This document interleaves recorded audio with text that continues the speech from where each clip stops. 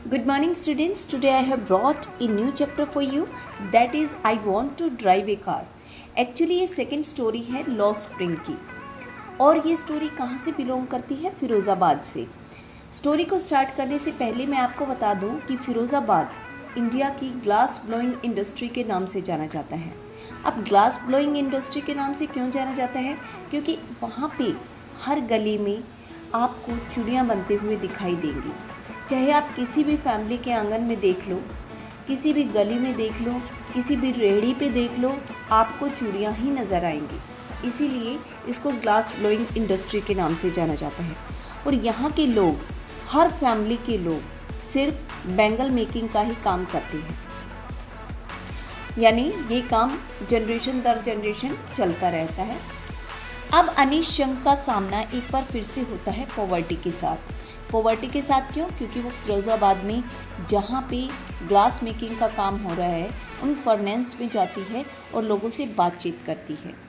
वो देखती है कि यहाँ पे हज़ारों बच्चे इन भट्टियों में काम कर रहे हैं, ये जाने बिना कि बच्चों से भट्टियों में काम करवाना कानून के ख़िलाफ़ है। वहाँ पे छोटे छोटे सेल बने होते हैं जहाँ पे ना कोई हवा आती है, ना लाइट की फैसिलिटी है, और यहाँ पे इतनी ज़्यादा हीट होती है कि कुछ बच्चे तो मतलब अपना आई साइट ही खो देते हैं टीन एज तक आते आते। अगर इन फर्नेंस के ऊपर रेड पड़े तो कम से कम भी 20,000 बच्चे इन भट्टियों से निकलेंगे। अब इन फर्नेंस में ही काम करने वाला है मुकेश। जब अनीश जंग की नज़र उस पर पड़ती है तो मुकेश बड़ा ही प्राउडली बताता है कि मेरा जो घर है ना वो रीबिल्ड हो रहा है। ऑथर कहती हैं कि क्या तुम मुझे मेरे अपने घर पे ले के जाओगी? वो कहता है हाँ हाँ क्यों नहीं, यहीं पास में ही है। अब जब वो उसके घर जाती है तो वहाँ पे बड़ा गंदा सा एरिया है, चारों तरफ गंदगी ही गंदगी, कोई वाटर फैसिलिटी नहीं, कोई सीवरेज फैसिलिटी नहीं, घरों के नाम पे टूटे फूटे घर हैं। और जो मुकेश है वो एक लोहे का दरवाज़ा लगा हुआ है और उसको पैर मार के खोलता है और उसके सामने रुक जाता है। वो समझ जाती है कि ये मुकेश का ही घर है। अब जैसे ही वो एंटर कर रहे होते हैं घर के अंदर तो वहाँ पे एक छोटी सी लड़की खाना बना रही होती है, और उसकी वो खाना किस पे बना रही है? चूल्हे के ऊपर। स्पिनच कटी हुई रखी है बड़ी बड़ी एल्यूमिनियम की प्लेट में, और जो वो लड़की है जो खाना बना रही है उसकी आंखें धुएं से भरी हुई हैं, फिर भी वो स्माइल कर रही है। अब ये लड़की कौन है? ये लड़की है मुकेश के बड़े भाई की वाइफ, यानी सभी के खाने की जिम्मेदारी, सभी डोमेस्टिक चॉइसेस की जिम्मेदारी उस लड़की के ऊपर है। अब देखो यहाँ से दो बातें पता चलती हैं। उस लड़की की एज इतनी ज़्यादा नहीं है, यानी उस टाइम पे बाल विवाह की प्रथा प्रचलित थी। दूसरा, जैसे ही मुकेश का फादर घर में एंटर करता है तो भाग के टूटी हुई दीवार के पीछे छिप जाती है और जल्दी से अपना घूंघट ओढ़ लेती है। यानी दूसरी बात हमें यहाँ से ये पता चलती है कि उस टाइम पे पर्दा प्रथा प्रचलित थी, यानी उस टाइम पे लोगों की सोच इतनी ब्रॉड नहीं थी। और जहाँ पे ये लड़की खाना बना रही है वो किचन कैसी है? वो उसकी छत घास से बनी हुई है, बस यूं ही टूटी फूटी सी दीवारें खड़ी हैं, तो इस टाइप की वो किचन है। तो आप समझ गए होंगे कि किस टाइप के घर हैं फ़िरोज़ाबाद में। और अगर आप कहीं भी जाओगे तो आपको इसी टाइप का मतलब हाउसेस वहाँ पे मिलेंगे। मुकेश के फादर पहले टेलर का काम करते थे और आजकल वो भी क्या है, बैंगल मेकिंग का ही काम कर रहे हैं। टेलर का काम करने से उसने जो भी थोड़े बहुत पैसे बचाए उसी से उसने एक टूटा फूटा घर बनाया है, और अब उसके पास इतने पैसे भी नहीं हैं कि वो इस घर को रीबिल्ड कर सके। और साथ में उसने अपने दोनों बेटों को स्कूल भी भेजा। तभी तो उनकी सोच हटके है, तभी तो वो खुद का मालिक बनना चाहते हैं इंस्टेड ऑफ बैंगल मेकिंग। अब बेटा जो मुकेश की दादी है वो उसको बताती है कि जो उसके दादाजी हैं वो भी बैंगल मेकिंग के काम के कारण ही क्या है अपनी आंखें गंवा बैठे, लेकिन वो इसको डेस्टिनी से जोड़ती है कि जब भगवान ने ही हमारी किस्मत में ऐसा लिखा है तो क्या ही कर सकते हैं। But that is not destiny.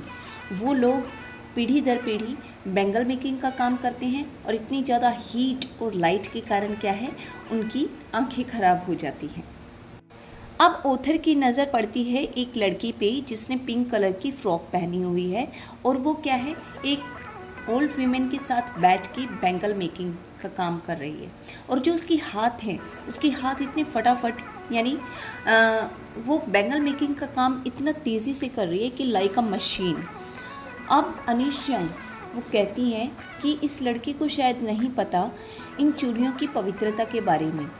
इसे नहीं पता कि वो क्या चीज़ क्रिएट कर रही है। जब ये बड़ी होगी, जब इसके चेहरे पे घूंघट आ जाएगा या जब इसकी मैरिज हो जाएगी और इसकी कलाई में चूड़ियाँ होंगी, तो इसकी कलाई में चूड़ियाँ तो होंगी उस टाइम, लेकिन उन चूड़ियों को देखने के लिए इसकी आंखें नहीं बचेंगी। यानी फ़िरोज़ाबाद के लोग पूरे इंडिया को चूड़ियाँ पहनाने के लिए अपनी पूरी लाइफ झोंक देते हैं।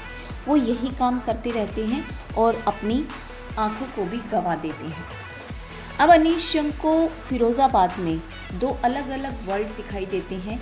एक तो वो जो लोग पॉवर्टी के भंवर में फंसे हुए हैं, यानी जिनका एक्सप्लॉयटेशन किया जाता है, जो इन बैंगल मेकिंग इंडस्ट्री में काम कर रहे हैं।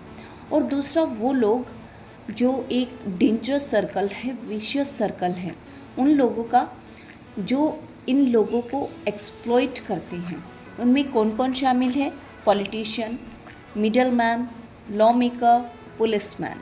यानी ये लोग मिलके सभी क्या करते हैं? इन लोगों को एक्सप्लॉइट करते हैं।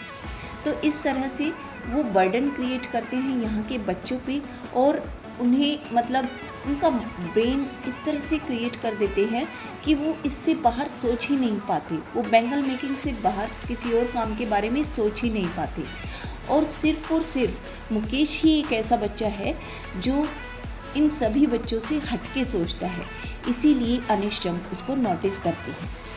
और जब अनीश यंग मुकेश से पूछती है कि मुकेश, तुम सिर्फ कार चलाने के बारे में ही क्यों सोचते हो, तुम प्लेन उड़ाने के बारे में क्यों नहीं सोचते? तो मुकेश कहता है कि मैडम, फ़िरोज़ाबाद की गलियों के ऊपर से कभी प्लेन नहीं उड़ते, तो मैं कार चलाना ही सीख लूँगा। मैं अपनी कार के साथ सेटिस्फाई हूँ। यही कहानी है I want to drive a car.